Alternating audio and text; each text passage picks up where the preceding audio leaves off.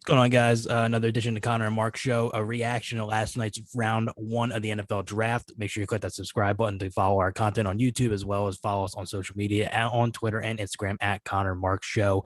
Devonta Smith is a new Philadelphia Eagle after getting selected 10th overall. The Eagles traded up the Dallas Cowboys, giving a third-round pick. I believe they inquired in the Carson Wentz deal that sent Wentz to Indianapolis. They got a third-round pick back from them, and then they shifted it over to Dallas for the Eagles to hop up to the 10th spot and take the Heisman winner out of Alabama. It's obviously a very exciting day in Philadelphia. A lot of fans are very excited about the idea of Devonta Smith rocking midnight green on Sunday. Mark, what was your reaction, obviously, to the Eagles acquiring Devonta Smith?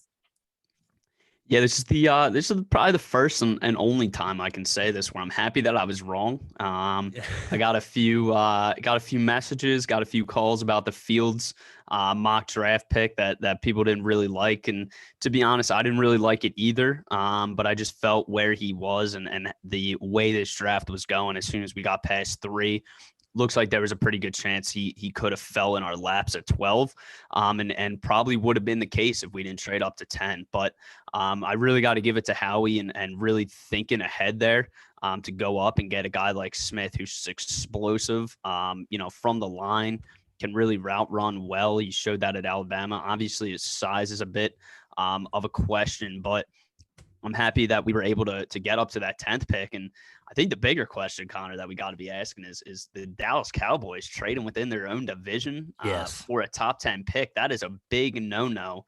And it was pretty crazy how it lined up with the Cowboys at 10, Giants at 11, and then Eagles at 12. So Devontae, I believe, would have went to the Giants if the Cowboys and obviously us, the Eagles, didn't make that trade. But I love it, man. I'm ecstatic. We finally got our big play breaker in the wide receiver room. And I believe that Jalen Reagor still is a good receiver for this team. He's just young, needs to develop a little, but it's cool to see that they really believe in Jalen Hurts, at least through round one, and got him a weapon who he's pretty familiar with, played some time with at Alabama. So I'm stoked, man, very excited. And the Eagles definitely made the right pick here. Yeah, I knew. Listen, it looked like the Giants were going to go wide receiver. It looks like they're going to go after Devonta Smith. I don't know why they would have. Obviously, they signed Galladay. They have Slayton. They have Sterling Shepard. But they traded back with the Bears when the Bears wanted to come up and take Justin Fields at 11. So I believe at 20, the Giants took Tony out of Florida, which is obviously a little bit surprising. He is a pretty good player out of the University of Florida, but obviously a little bit of a surprise, maybe a little bit of a retread there for the Giants. But yeah, it was huge for Howie Roseman, and I think a lot of people are excited about how Howie Roseman played this draft because listen, they were going to slot originally at the 6th spot. I know that a lot of people wanted either Kyle Pitts or Jamar Chase. Pitts went 4 and then Chase went 5. So I think that Howie Roseman obviously saw the writing on the wall and knew that those two guys would not be there at 6. He traded back, picked up a first-round pick, and then went to 12, and then was able to even pick up Devonta Smith at 10, only give him a third-round pick. So when it all comes together, Howie Roseman really played his cards right.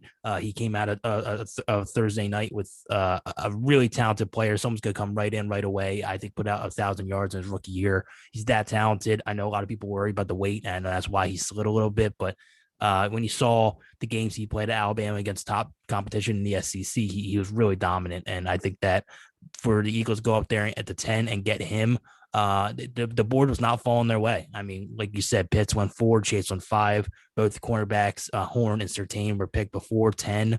And that's when you knew that Howie Roseman was sitting on his hands and he couldn't just sit at 12 and wait for maybe Smith to hopefully drop to 12. He took action. He went all the way up to 10. It was the right move. So, I know the draft's not over. I know there's tonight is not as nearly as big as the first round, but it's pretty big. You have to pick up some 2 quality players here, and there's some players left over. But a great night for draft night number 1 for Howie Roseman. A big win for the Eagles organization, the fans, and I think it's something great for the fans to be excited about. It's been a rough year, even throughout the season and the off season, not making moves, and obviously only winning 4 games last year. I think it's something finally the fans can be excited about.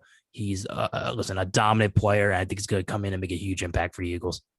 Yeah, and it was pretty crazy of a dynamic of the draft. Normally, the 1, 2, 3 spots are like the biggest, most hype anticipated. Normally not the number one because but 2, 3, 4 is pretty big, and it seemed to be completely different this year. I know we were watching it together, and we pretty much knew. Well, we knew obviously 1 and 2 was going to be Lawrence, and then 3 we knew it was going to be Lance, and then probably Pitts, and then it opened up really from there. I mean, the Jamar Chase one really raised some eyebrows. Obviously, Burrow and him reuniting, who had Burrow at his best season with Chase by his side. So that's going to be interesting. And then you see Sewell slip past Miami, and then Waddle goes to the Dolphins, and Sewell ends up with the Lions. So a lot of movement here. And I guess we're going to dive into it. Another surprising pick for me, Connor, was J.C. Horn going above Surtain. I did not see that coming. I guess the Panthers really just think he's a more explosive and energetic defensive back than Surtain, who's a little more conservative and is a more of I would say a bigger, and maybe Horn's a little faster, maybe Horn's a little more agile, but still a surprising pick nonetheless. And then we got down to 10, 11, and 12, and that was definitely a breath holding moment. Didn't really know what was going to happen there, and the Eagles jumped up to 10 to get their guy. So I think this puts them in a really good position. They're picking at 37 and 70 today, as the second round of the draft will get on our way. Around 7. Right at 7, yeah. Yeah. So they're going to have 2 more opportunities to take a lot of impact players still remaining. Obviously, that's what the second and third round is. You can really find some impact guys that could potentially be first rounders who, may have fell off or their draft stock dropped a little bit. But, big names left here on the board. And 37, I believe, is 6 picks in to the second round. So they're gonna get a good crack at some big names here still remaining on the board. But I know we're gonna shift over real quick before we do jump into the preview for the Eagles here in the second and third round. So I'll kick it off real quick. So we're going to do 2 picks or a pick or 2 that surprised you, and then a pick or 2 that you liked. So for me, and I just alluded to it, the pick that surprised me the most was Horn over Surtain, just from the cornerback class. I obviously thought Surtain was going to go over Horn, so that surprised me. And then a pick that actually didn't happen that really surprised me. And I know I've been really high on this guy. I was talking to you about it earlier, Connor, but Elijah Moore not going in the first round. That was pretty big to me. I couldn't believe that he slid to the second round. But again, he is a first round type of guy. Again, with COVID impacting the season in different ways, I believe that's why his stock dropped. But he's going to be a great player that a team's going to snag up here, I believe, early in the second round. And then 2 picks that I liked, and then I'll throw it over to you, Connor. The one being Rashad Slater going to the Chargers. I think that's really good for this team. They obviously have their franchise quarterback in Herbert, and Slater's only going to shore up that O-line and protect him. And then the other one I liked was Waddle going to Miami. I think Miami's got some tall guys, and Devontae Parker and Gesicki and some other wide receivers that have some size to them. And I really like the Waddle move. He's great for, bubble screens, misdirections, short routes over the middle, even getting open downfield. So I think this is a great pick. Obviously played at Alabama with Tua, so they're going to have a bit of chemistry. But overall, those were the 2 takeaways that I liked from the first round. Yeah. So my number one, I'll start with what I like. What I like from round 1 was 11 Chicago Bears trading up to get Justin Fields. Their quarterback situation was obviously not good. And I think that a lot of Bears fans had high expectations, maybe going after Russell Wilson. That fell through, and they, settle for Andy Dalton. So for them to find a way to get up to 11 and take Justin Fields, who was coming into this season or his previous season as the number 2 quarterback, he got criticized a lot and slid a little bit. And the Chicago Bears were able to come from 20 all the way to 11 and get him. I think that's something that Bears fans should be ecstatic about. And then here, here's one I don't like. One I don't like is the Cowboys taking Micah Parsons. I know Micah Parsons is super talented. I don't know where he fits the linebacker situation right now. I know Leighton Vander Esch is really talented. He's had some injury problems.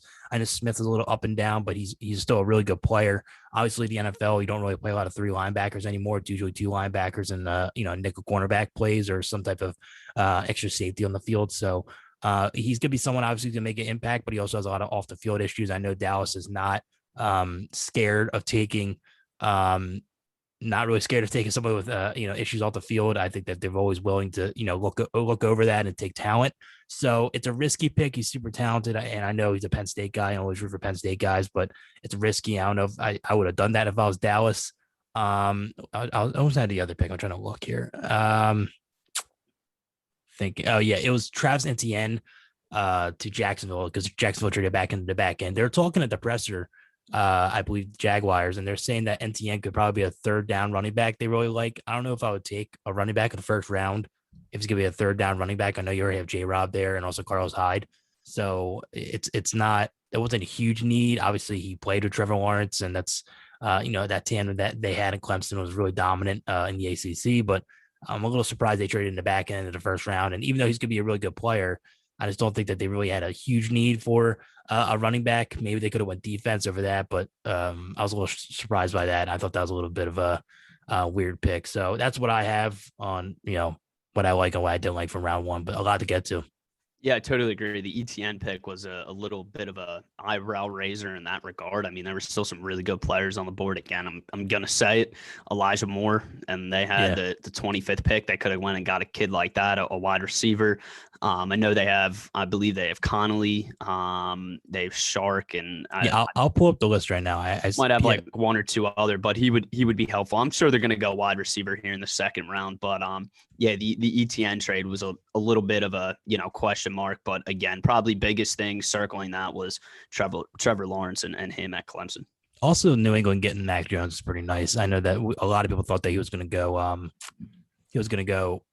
to the Niners at 3, and obviously they threw a curveball there. And I knew that day of, I told you that Vegas put Trey Lance as the favorite. And I say Vegas never lies; they always know. If they hear information, and Trey Lance going to 3, which was really surprising. But that was a pretty good pick for New England to come out of there, not even have to trade up and go out and get a quarterback who could potentially be a franchise quarterback, and not even have to move anywhere, give up any picks is something that obviously Patriots fans should be very excited about.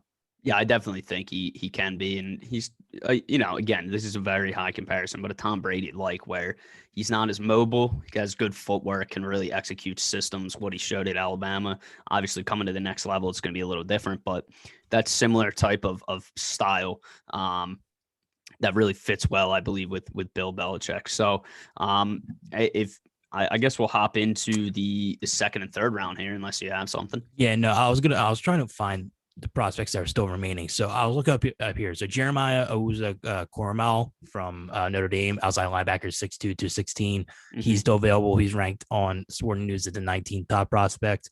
Ozzie Ojorio, offensive linebacker from Georgia, is still there. Christian Barmore, who was rumored to the Eagles about a couple weeks ago at that 12 spot. People thought that was a little bit of a reach, but he's still there going to the second round. That's somebody they could definitely take with their second round pick. So the Eagles are gonna be picking at 6. I know Asante Samuel Jr. is still there. I know that Trevion Morrig, a safety from TCU, is still there. There's some wide receivers still there. They won't go wide receiver, obviously, after taking Smith in the first round. Nick Bolton, who's a linebacker from Missouri, still there. Pat Fryermuth, a tight end for Penn State. There's a lot of guys here that are still on the board. I think the Eagles have a shot at taking a pick 6. I'd really like Asante Samuel Jr. He's not huge. So he's not like the ideal size for a cornerback on the outside, but he can play the outside. I think in Philadelphia, I think he would fit right, perfectly well on the other side for Darius Slay. Yeah, I like that pick. Asante Samuel Jr., obviously his dad playing in the NFL, so he has a bit of that pedigree. So I have a warm spot for him. So yeah, I mean he was an Eagle too. So I would like Samuel. My ideal 2 positions that I would like to see the Eagles target here in the second and third round, obviously having 2 picks respectfully in the second and the third. Again, those picks, I just had them up. It's going to be 37 and 70. So I would personally love to target an offensive tackle or a cornerback. But like you alluded to, Jeremiah, and I know I'm going to say this wrong, Woozy Karamooch, I guess you could say. I don't know. I'm definitely saying that wrong. You did it better than me. So I don't know. The list I'm looking at here on CBS Sports, he's ranked as the 16th. You have him as the 19th on your end. And really, if you have the opportunity to go and get a guy like that, if he's there at the 6th pick in the second round, which I don't think he will be, but could be. I think that's a guy you definitely have to look at. Last year, when the Eagles had the opportunity, they could have drafted Zach Bone, who was a Yeah, linebacker out of from Wisconsin, and Yeah. they went with Hurts. So again, another opportunity here early in the second round if you can go get a guy like him. But two other guys outside of him that I would really be happy with. Obviously, one being Asante Samuel Jr. and then Tevin Jenkins, an offensive tackle from Oklahoma State. I believe he was projected originally on the back end of the first round, and he looks like he could be another high second round type of guy. So again, it's all going to be predicated on what these teams are really looking for. I saw some things about Jacksonville maybe looking at a tight end such as Freiermuth early in the second round. Again, he dropped just because of a tough year last year due to availability and everything. So some of these guys, due to last year, their draft stock has really dropped, but they're still good players. And like I said, the Eagles, if they can go get an offensive tackle or a cornerback, I think those are the two needs they really have to address. I think cornerback more than offensive tackle, but yeah, cornerback right now is their number one need. I think I definitely think they're going to go defense with the second pick tonight around 7 o'clock. I imagine it starts around 7. mm-hmm. Eagles pick is like 6 in the second round. So I'd imagine pick will be right around 7:30. What's up? Oh, yeah, it's a second round now, so it's different. Yeah, it's a little shorter. So like, I think it's like 5 minutes per pick now. So I'd imagine it'll be right around 7:20 to 7:30 is when the Eagles be picking, unless they trade up or trade down. I don't know what's going to happen, but I think a cornerback, or I think they go cornerback or a defensive end, unless like you said, JOK from Notre Dame, the linebacker is still there. I think that there'll be a really good move to go there, pair him up with Eric Wilson next year. Having a linebacker tandem like that would be really cool, but they really need a cornerback right now. I think if Asante Samuel Jr. is there at 30, what would it be 37? That'll be a really good pick, I think, and then that'll be someone you can slot right in next year and play on day one. And I think that that'll be a really good draft so far for Howie Roseman. If he somehow finds a way to get Devonta Smith and then gets a corner in the second round, like Asante Samuel Jr. So a lot to be excited about on that front. And also in the third round too. I think if they address cornerback in the second round, hypothetically, I think in the third round, I think you'll see them definitely go on the line, whether that's offensive line or defensive line, whether that's a defensive end or a guard or tackle or a center. I think they definitely address the line. Yeah, I was going to say a name that would definitely be thrown out there for that third round pick if he's still available is Ronnie Perkins from Oklahoma, an edge rusher. He showed some flashes last year. Watching a few Oklahoma games, I really liked what I saw from him. And as you look down here on the board, there's some really there's some big positions here that the Eagles could definitely take. Obviously, they have a lot of needs to address right now.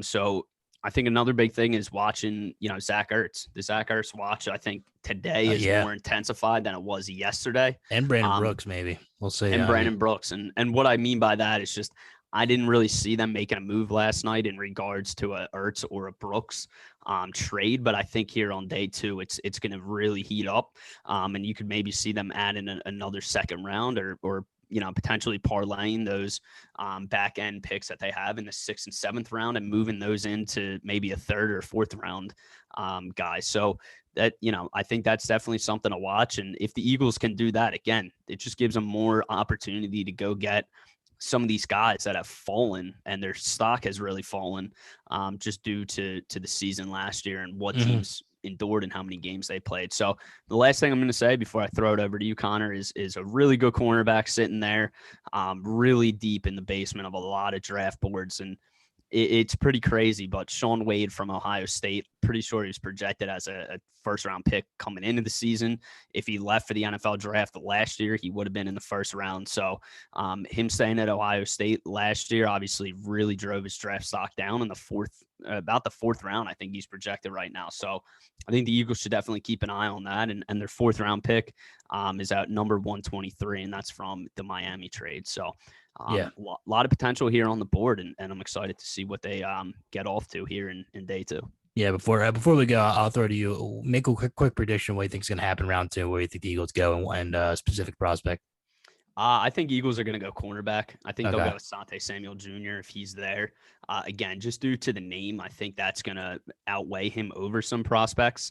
Unless, of course, Howie's a Howie's a big right field kind of guy, and what I mean by that, he tries to outsmart other GMs or look a little smarter than he is. So he might have another cornerback circled there, but I believe they're going to address the cornerback need here in the second round. Yeah, I agree. I think if Sante Samuel Jr. is there, I think they take him. But if JOK is still there, Notre Dame linebacker, I You don't have think to he's going to take be him. there. I don't think he Um, is. I think he's going to go in the top 3 to 4 picks of the second yeah, round. I think so too. But I mean, Christian Barremore's there. I think. Listen, they've been connected to him Sure. already. Yeah, I think if he's there, I think watch out for him. I think it's definitely gonna be defense. That's why I know. So it's gonna be one of those names. Look out for those guys. And yeah, so yeah, make sure you follow us on Twitter and Instagram at Connor Mark Show. Check out our mock drafts. Check out. I don't know who did better. I think you did better than me. Yeah, let's So let's do a quick review before we end here. do we So have to? Because I looked like mine looked actually pretty mine bad. didn't So look great either. So yeah, we have to. okay, let's look All at it. right, So so let's okay, pull it up here. here I Going. got it. Here I got it right here. So we got Okay. my mock was Lawrence 1, Wilson 2. I had Mac Jones 3. I was wrong. I had Pitts 4. I had Sewell 5 to the Bengals. I was wrong. I had Chase 6 to the Dolphins. Wrong. Waddle 7. Wrong. To Detroit. I had Fields to the Patriots. Wrong. Surtain I had right. To the Broncos. I had Horn wrong. I had Lance to the Bears wrong. But I had Devonta Smith to the Eagles. Even though I was at 12, I had Smith to the Eagles. So that was right. So I had what? 1, 2, 3, 4, 5 picks out of the top 12, right? So it's not too bad. Yeah, 5 for 12. All right, let's go over Not too mine. So bad. again, Lawrence and Wilson at the top two. So two right. Lance at 3. So 3, 4. I had Pitts. So 4 for 4 so far. Sewell at 5. I was wrong there. I had Waddle going 6 to the Dolphins. So I'm 5 for 6 so far. Chase going to the Lions. Slater going to the Panthers. So 2 are wrong there. So I still have 5. Surtain was 6. And then, or Surtain to the Broncos, that's 6, correct? And Yeah. then my last 3 were incorrect. J.C. Horn to the Cowboys, Mika Parsons to the Giants, and Fields to the Eagles. So I went 6. Connor went 5. It was pretty close, man. It was Yeah. tough to. It's down to the wire. I think this might have been the toughest mock draft to do, just with all the potential movement in the top 12. Yeah. Teams really not sure on exactly who they want to take. And the J.C. Horn, I think, played a pretty big impact in how the rest of this first round played out, with him going to Carolina and then Surtain getting taken off the board. Yeah, I think it started from Trey Lance too, because obviously that was very That's true surprising. I as know well. you had him, but I was really thinking that they'd go Mac Jones. But they went Trey Lance. He's going to sit behind Jimmy Garoppolo next year, and it's a pretty interesting fit. And that's a good situation to be in. Kyle Shanahan, that offense got a lot of weapons out there in San Francisco, so Trey Lance got to be very excited to go there. So that's I'm probably gonna wrap it up here, though. We'll probably do another one. We'll have our live show Saturday morning. On 1520 WCHE, we'll be talking about obviously the first 2 days of the draft. I don't know when the draft starts on day 3. I think it starts right around 10 a.m. Okay. Yeah. So, I mean, we'll be it's 4 talking through about, 7, so. yeah. So, I mean, we'll be talking about obviously the previous day picks and live picks that could be going down. So, a lot of stuff to be talking about then. So, we'll see you guys then.